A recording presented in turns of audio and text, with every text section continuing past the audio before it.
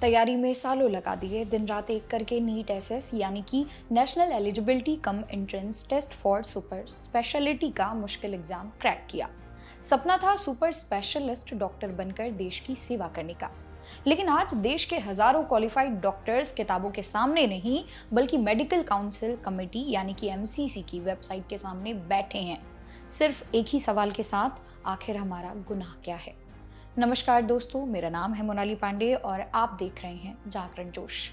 अगर आप एक मेडिकल एस्पिरेंट हैं या देश के हेल्थ केयर सिस्टम की परवाह करते हैं तो आज का ये वीडियो आपके लिए देखना बेहद जरूरी है। पिछले 2 महीनों से नीट एसएस की राउंड 2 काउंसलिंग पूरी तरह ठप है। हजारों डॉक्टर्स का करियर, उनकी ट्रेनिंग और उनका भविष्य अधर में लटका हुआ है।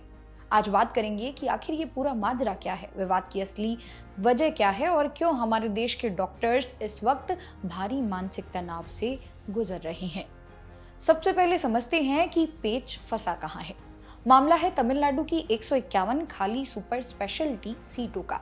एमसीसी यानी मेडिकल काउंसिल कमेटी इन सीटों को नेशनल काउंसलिंग प्रोसेस में शामिल करना चाहती थी ताकि देश भर के योग्य छात्रों को मौका मिले।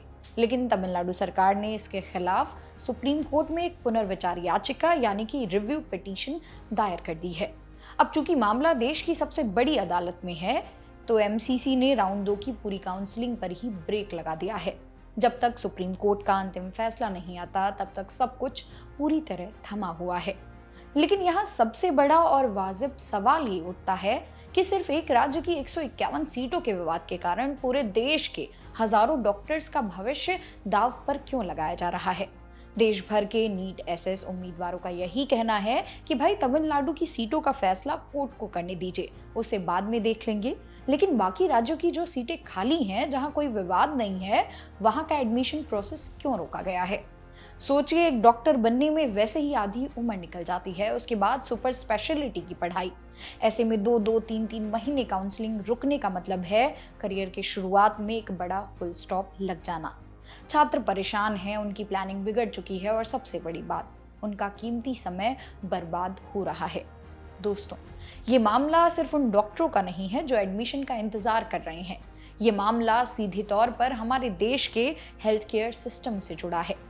मेडिकल एक्सपर्ट्स और सीनियर डॉक्टर्स का मानना है कि अगर सुपर स्पेशलिस्ट डॉक्टरों की ट्रेनिंग समय पर शुरू नहीं होगी तो आने वाले समय में अस्पतालों में स्पेशलिस्ट डॉक्टरों की भारी कमी हो सकती है। कार्डियोलॉजिस्ट, न्यूरोसर्जन, नेफ्रोलॉजिस्ट, ये वो डॉक्टर्स हैं जिनकी देश को सबसे ज्यादा जरूरत है। अगर इनकी पढ़ाई और ट्रेनिंग ही लेट होगी तो देश के मरीजों का इलाज कौन करेगा। समय पर काउंसलिंग होना सिर्फ छात्रों के हित में नहीं बल्कि पूरे देश की स्वास्थ्य व्यवस्था के लिए संजीवनी की तरह है। तो अब आगे क्या होने वाला है? फिलहाल एमसीसी ने सभी उम्मीदवारों को अपनी ऑफिशियल वेबसाइट पर नजर बनाए रखने के लिए कहा है। जब तक सुप्रीम कोर्ट से हरी झंडी नहीं मिलती तब तक इंतजार के अलावा कोई और दूसरा रास्ता नहीं दिख रहा।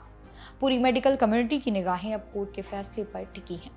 हम उम्मीद करते हैं कि सुप्रीम कोर्ट और सरकार इस मामले में जल्द से जल्द कोई बीच का रास्ता निकालेंगे ताकि हमारे देश के इन कोरोना वॉरियर्स, इन डॉक्टर्स का समय और साल बर्बाद ना हो।